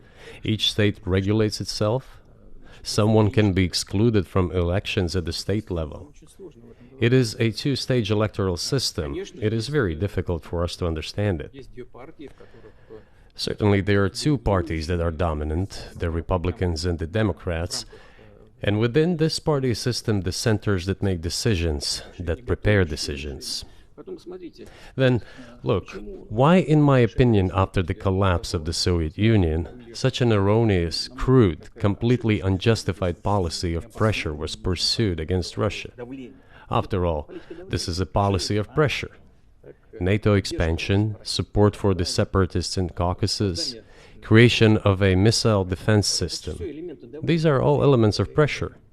Pressure, pressure, pressure. Then, dragging Ukraine into NATO is all about pressure, pressure, pressure. Why? I think, among other things, because excessive production capacities were created. During the confrontation with the Soviet Union, there were many centers created and specialists on the Soviet Union who could not do anything else. They convinced the political leadership that it is necessary to continue chiseling Russia, to try to break it up, to create on this territory several quasi-state entities, and to subdue them in a divided form, to use their combined potential for the future struggle with China. This is a mistake, including the excessive potential of those who worked for the confrontation with the Soviet Union. It is necessary to get rid of this. There should be new, fresh forces, people who look into the future and understand what is happening in the world. Look at how Indonesia is developing. 600 million people. Where can we get away from that? Nowhere. We just have to assume that Indonesia will enter. It is already in the club of the world's leading economies, no matter who likes it or dislikes it. Yes, we understand and are aware that in the United States, despite all the economic problems, the situation is still normal, with the economy growing decently. The GDP is growing by 2.5%, if I'm not mistaken. But if we want to ensure the future, then we need to change our approach to what is changing. As I already said, the world would nevertheless change, regardless of how the developments in Ukraine end. The world is changing. In the United States themselves, experts are writing that the United States are nonetheless gradually changing their position in the world. It is your experts who write that. I just read them. The only question is how this would happen, painfully and quickly, or gently and gradually. And this is written by people who are not anti-American. They simply follow global development trends. That's it. And in order to assess them and change policies, we need people who think, look forward, can analyze and recommend certain decisions at the level of political leaders. I just have to ask, you've said clearly that NATO expansion eastward is a violation of the promise you all were made in 1990. It's a threat to your country. Right before you sent troops into Ukraine, the Vice President of the United States went to the Munich Security Conference and encouraged the President of Ukraine to join NATO. Do you think that was an effort to provoke you into military action? Мы просто, я еще раз повторяю, мы многократно предлагали... I repeat once again, we have repeatedly proposed to seek a solution to the problems that arose in Ukraine after 2014 coup d'etat through peaceful means. But no one listened to us. And moreover, the Ukrainian leaders who were under the complete US control suddenly declared that they would not comply with the Minsk agreements. They disliked everything there and continued military activity in that territory. Шло освоение этой территории натовскими военными структурами под видом различных центров. And in parallel, that territory was being exploited by NATO military structures under the guise of various personnel training and retraining centers. They essentially began to create bases there. That's all. Ukraine announced that the Russians were a non-titular nationality, while passing the laws that limit the rights of non-titular nationalities in Ukraine. Ukraine, having received all these southeastern territories as a gift from the Russian people, suddenly announced that the Russians were a non-titular nationality in that territory. Is that normal? All this put together led to the decision to end the war that neo-Nazis started in Ukraine in 2014. Do you think Zelensky has the freedom to negotiate a settlement to this conflict?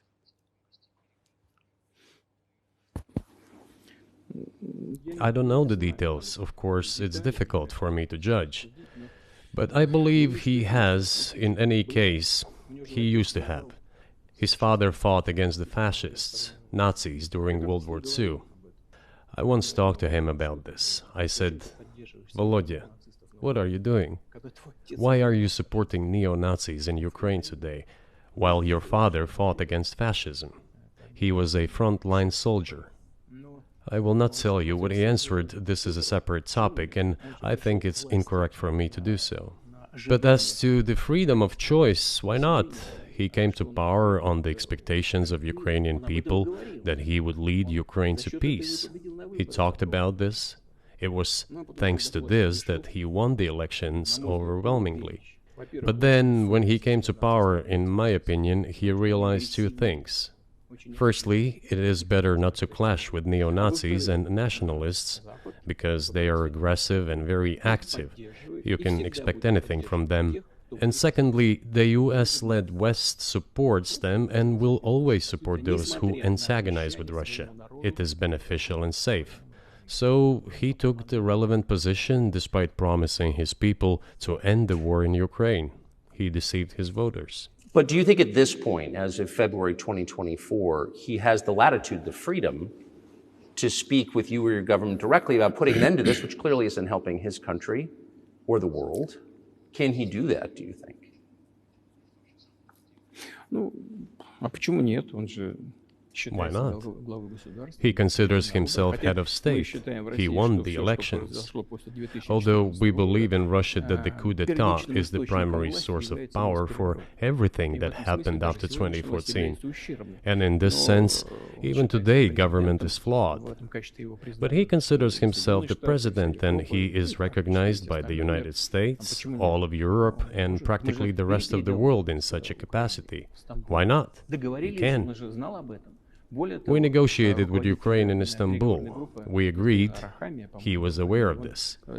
Moreover, the negotiation group leader, Mr. Arahamiya is his last name, I believe still heads the faction of the ruling party, the party of the president in the Rada. He still heads the presidential faction in the Rada, the country's parliament. He still sits there. He even put his preliminary signature on the document I am telling you about. But then he publicly stated to the whole world, we were ready to sign this document, but Mr. Johnson, then the Prime Minister of Great Britain, came and dissuaded us from doing this, saying it was better to fight Russia.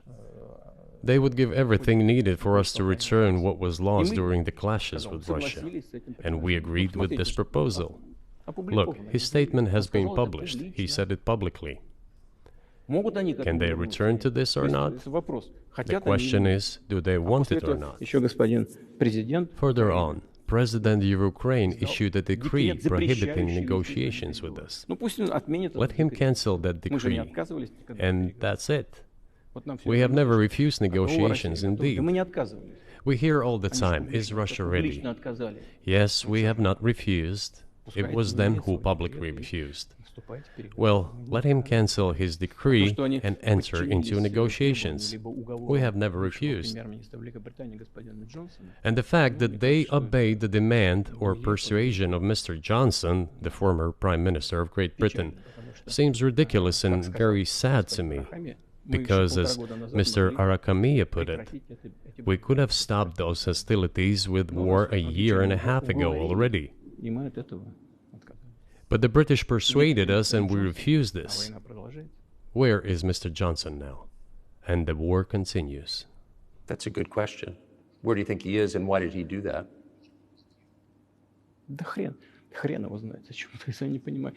Hell knows. I don't understand it myself. There was a general starting point. For some reason, everyone had the illusion that Russia could be defeated on the battlefield. Because of arrogance, because of a pure heart, but not because of a great mind. You've described the connection between Russia and Ukraine. You've described Russia itself a couple of times as Orthodox. That's central to your understanding of Russia. You've said you're Orthodox. What does that mean for you? You're a Christian leader by your own description. So what effect does that have on you?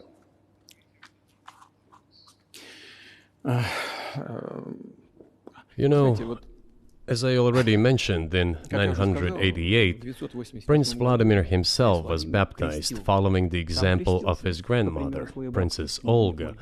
And then he baptized his squad. And then, gradually, over the course of several years, he baptized all the Rus.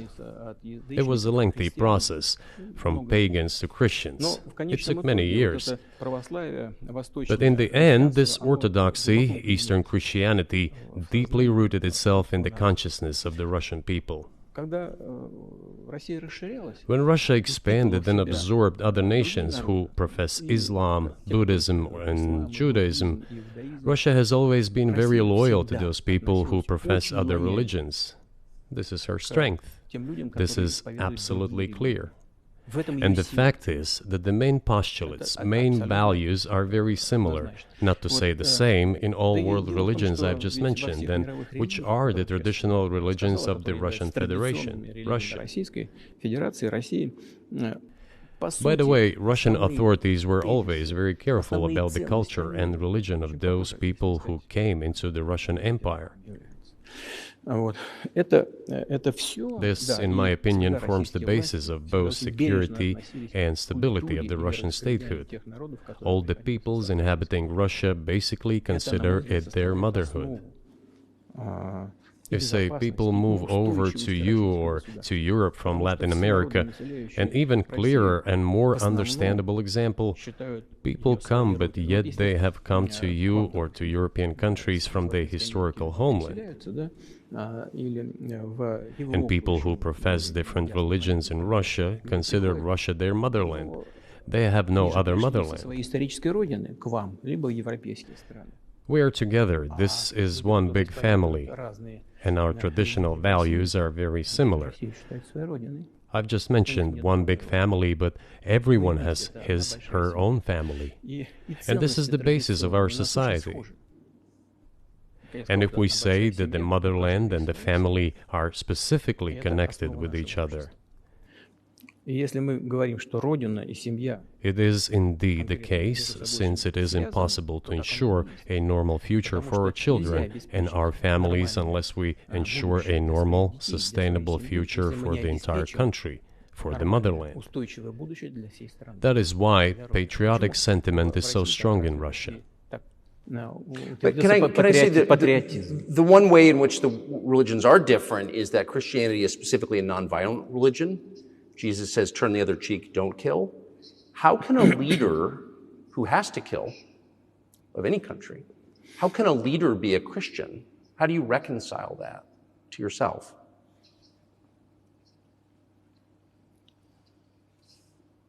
Очень легко. Если речь идет о защите себя и своей семьи. It is very easy when it comes to protecting oneself and one's family, one's homeland. We won't attack anyone. When did the developments in Ukraine start? Since the coup d'etat and the hostilities in Donbass began, that's when they started. And we're protecting our people, ourselves, our homeland, and our future. As for religion in general, you know, it's not about external manifestations. It's not about going to church every day or banging your head on the floor.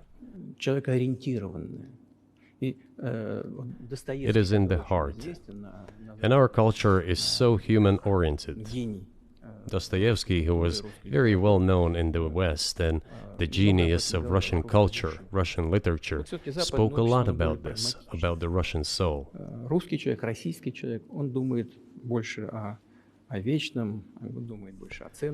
After all, Western society is more pragmatic. Russian people think more about the eternal, about moral values. I don't know, maybe you won't agree with me, but Western culture is more pragmatic after all.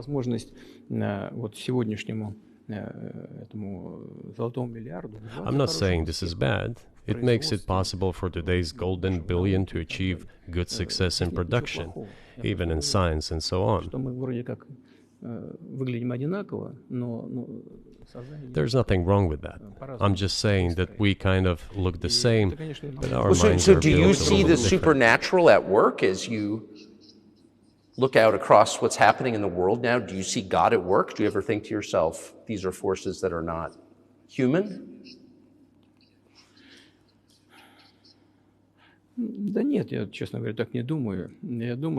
No, to be honest, I don't think so. My opinion is that the development of the world community is in accordance with the inherent laws, and those laws are what they are. It's always been this way in the history of mankind. Some nations and countries rose, became stronger and more numerous, and then left the international stage, losing the status they had accustomed to. There's probably no need for me to give examples, but we could start with the Genghis Khan and horde conquerors, the Golden Horde, and then end with the Roman Empire. It seems that there has never been anything like the Roman Empire in the history of mankind. Nevertheless, the potential of the barbarians gradually grew, as did their population. In general, the barbarians were getting stronger and began to develop economically, as we would say today.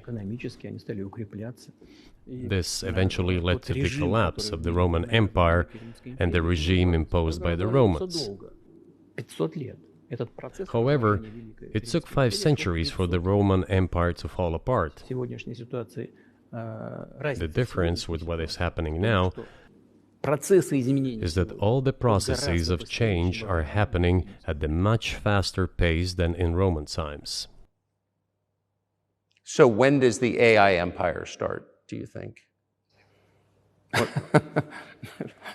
меня все в более You're сложные asking вопросы. increasingly more complicated questions. To answer them, you need to be an expert in big Для того, numbers, чтобы big ответить, data, надо and быть, конечно, AI. специалистом в Mankind is сфере currently чисел, facing many threats. в сфере вот Due to этого the искусственного genetic интеллекта. researches, it is now possible Человечество to много create a угроз. superhuman, a В исследовании specialized области human being, генетики, a genetically engineered athlete, scientist, military man. There are reports that Elon Musk had already had a chip implanted in the human brain in the USA. Илон Маск внедрил уже чип в мозг какого-то человека. What do you think of that? Ну, Маска, я думаю, что Маска остановить Well, невозможно. I think there's no stopping Elon Musk. He will do as he sees fit. Надо искать Nevertheless, способы you need to find some common ground with him, search for ways to persuade him. I think he's a smart person, I truly believe he is. So you need to reach an agreement with him because this process needs to be formalized and subjected to certain rules. Того, что будет происходить с ним в связи с развитием вот этих новейших исследований и технологий. Humanity has to consider what is going to happen due to the newest development in genetics or in AI. One can make an approximate prediction of what will happen. Угрозу своему существованию от ядерного оружия все начали обладатели ядерного Once mankind felt an existential threat coming from nuclear weapons, all nuclear nations began to come to terms with one another since they realized the negligent use of nuclear weaponry could drive humanity to extinction. искусственного интеллекта, либо генетики, либо еще каких-то современных направлений, остановить которые невозможно. It is impossible to stop research in genetics or AI today, just as it was impossible to stop the use of gunpowder back in the day. Эти исследования все равно будут. Но когда человечество почувствует угрозу для себя... But as soon as we realize that the threat comes from unbridled and uncontrolled development of AI, or genetics, or any other field, the time will come to reach an international agreement on how to regulate these things. I appreciate all the time you've given us. I just got to ask you one last question, and that's about someone who's very famous in the United States, probably not here, Evan Gershkovich, who's the Wall Street Journal reporter. He's 32, and he's been in prison for almost a year. This is a huge story in the United States, and I just want to ask you directly, without getting into the details of it or your version of what happened, if as a sign of your decency, you would be willing to release him to us and we'll bring him back to the United States.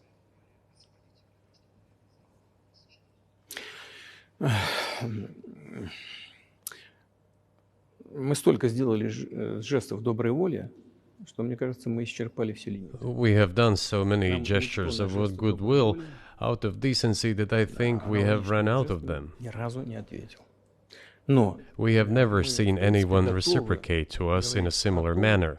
что мы However, in theory, we can say that we do not rule out that we can do не that исключаем того, что мы можем это if our сделать partners при take reciprocal steps. встречном движении со стороны наших When I talk about the partners, I first of all refer to special services. представителей специальных служб.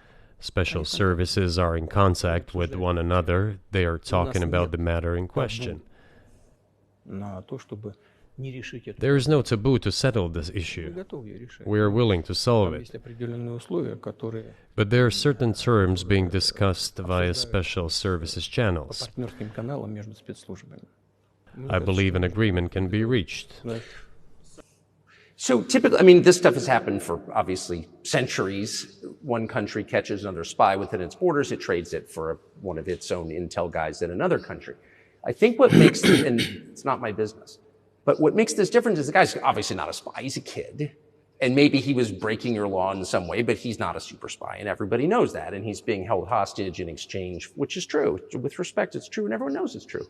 So maybe he's in a different category maybe it's not fair to ask for somebody else in exchange for letting him out. Maybe it degrades Russia to do that. Вы знаете, можно как угодно говорить, что такое шпион, что не шпион. You can give different interpretations to what constitutes a spy, but there are certain things provided by law. If a person gets secret information and does that in a conspiratorial manner, then this is qualified as espionage. And that is exactly what he was doing. He was receiving classified, confidential information, and he did it covertly. Maybe he did that out of carelessness or his own initiative. Considering the sheer fact, this is qualified as espionage. The fact has been proven, as he was caught red-handed when he was receiving this information. If it had been some far-fetched excuse, some fabrication, something not proven, it would have been a different story then. But he was caught red-handed when he was secretly getting confidential information. What is it then? But are you suggesting that he was working for the U.S. government or NATO, or he was just a reporter who was given material he wasn't supposed to have? Those seem like very different things. Я не знаю, на кого он работал. I don't know who he was working for, but I would like to reiterate that getting classified information in secret is called espionage, and he was working for the U.S. Special Services, some other agencies. I don't think he was working for Monaco, as Monaco is hardly interested in getting that information. It is up to special services to come to an agreement. Some groundwork has been laid. There are people who, in our view, are not connected with special services. Let me tell you a story about a person serving a sentence in an allied country of the US. That person, due to patriotic sentiments, eliminated a bandit in one of the European capitals. During the events in the Caucasus, do you know what he was doing? I don't want to say that, but I will do it anyway. He was laying our soldiers, taken prisoner, on the road and then drove his car over their heads. What kind of person is that? Can he even be called human? But there was a patriot who eliminated him in one of the European capitals. Whether he did it of his own volition or not, that is a different question. Yeah, but Evan Gershkovich didn't do that. I mean, that's a completely different... I mean, this is a 32-year-old newspaper reporter. He committed something different. He's not just a journalist. I reiterate, he's a journalist who was secretly getting confidential information. Yes, it is different, but still, I'm talking about other people who are essentially controlled by the US authorities, wherever they are serving a sentence. There is an ongoing dialogue between the special services. This has to be resolved in a calm, responsible, and professional manner. They are keeping in touch, so let them do their work. I do not rule out that the person you refer to, Mr. Gershkovich, may return to his motherland. By the end of the day, it does not make any sense to keep him in prison in Russia. We want the U.S. Special Services to think about how they can contribute to achieving the goals our special services are pursuing. We are ready to talk. Moreover, the talks are underway. And there have been many successful examples of these talks crowned with success. Probably this is going to be crowned with success as well. But we have to come to an agreement. I hope you let him out. Mr. President, thank you. I also want him to return to his homeland at last. I'm absolutely sincere. But let me say once again, the dialogue continues. The more public we render things of this nature, the more difficult it becomes to resolve them. Everything has to be done in calm manner. I wonder if that's true with the war, though. Also, I mean, I guess I want to ask one more question, which is, and maybe you don't want to say so for strategic reasons, but are you worried that what's happening in Ukraine could lead to something much larger and much more horrible? And how motivated are you just to call the U.S. government and say, let's come to terms?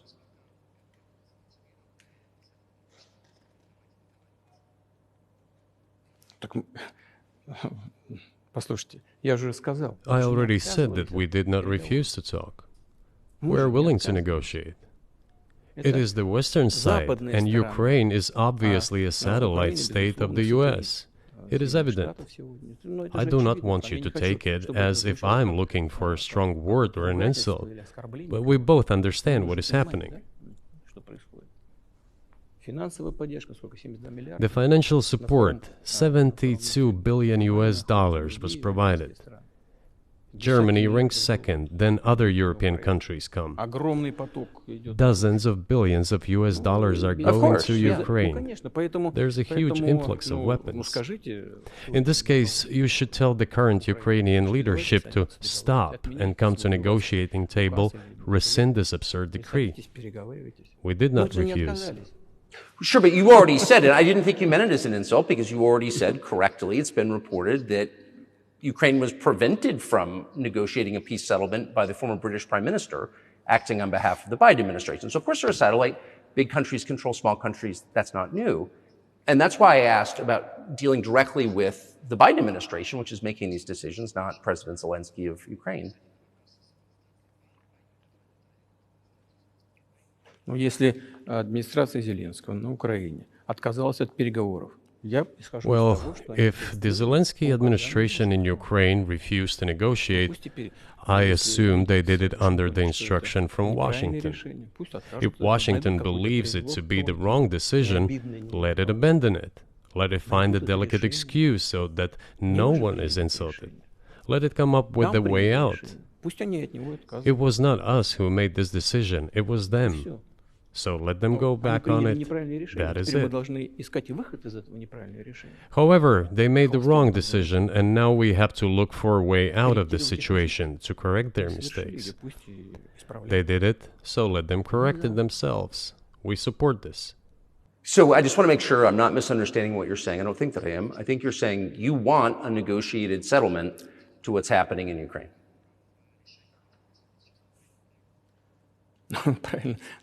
Right.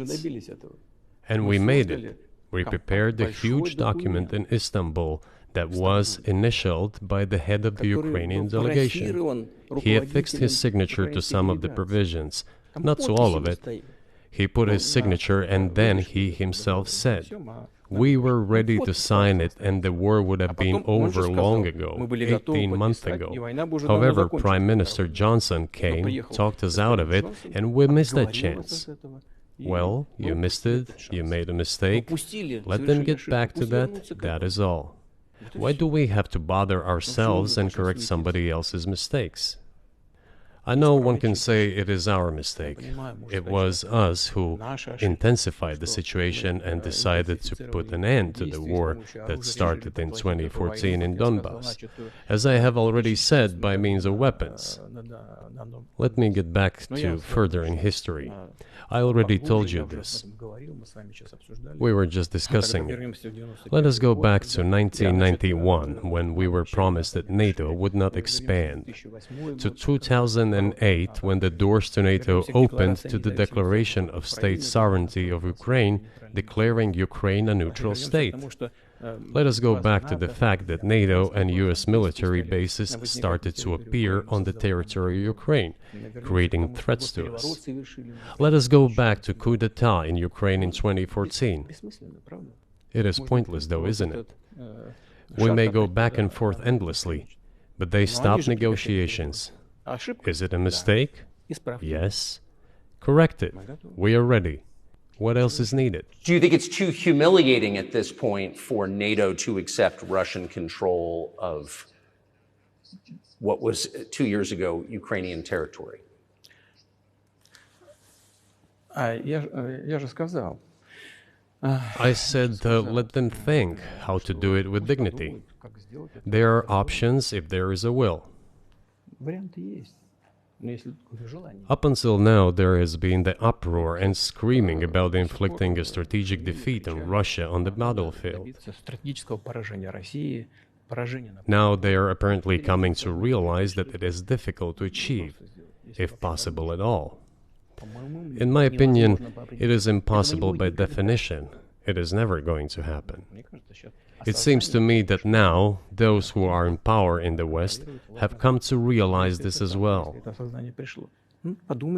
If so, if the realization has set in, they have to think what to do next. We are ready for this dialogue. Would you be willing to say, congratulations, NATO, you won, and just keep the situation where it is now?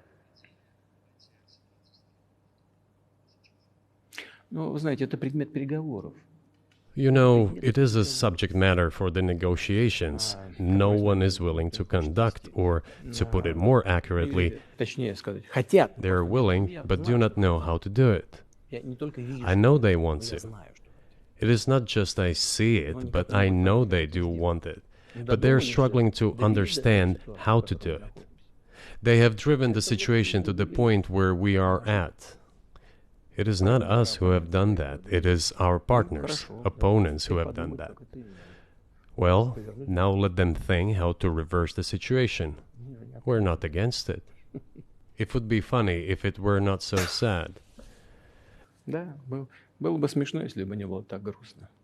This endless mobilization in Ukraine, the hysteria, the domestic problems, sooner or later it will result in agreement.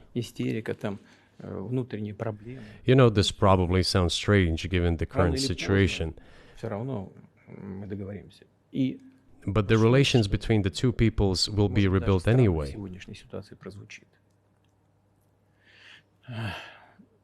It will take a lot of time, but they will heal. I'll give you very unusual examples. There is a combat encounter on the battlefield. Here's a specific example. Ukrainian soldiers got encircled. This is an example from real life. Our soldiers were shouting to them, "There is no chance. Surrender yourselves. Come out and you will be alive." Suddenly, the Ukrainian soldiers were screaming from there in Russian, perfect Russian, saying, "Russians, do not surrender." And all of them perished. They still identify themselves as Russian.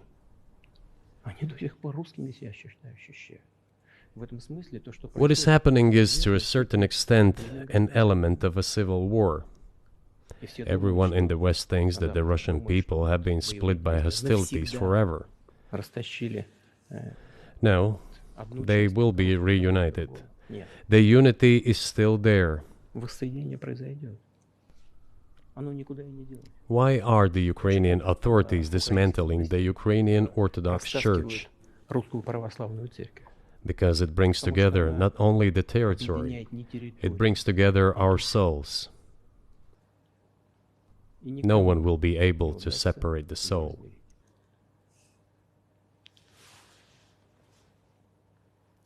Shall we end here, or is there anything else?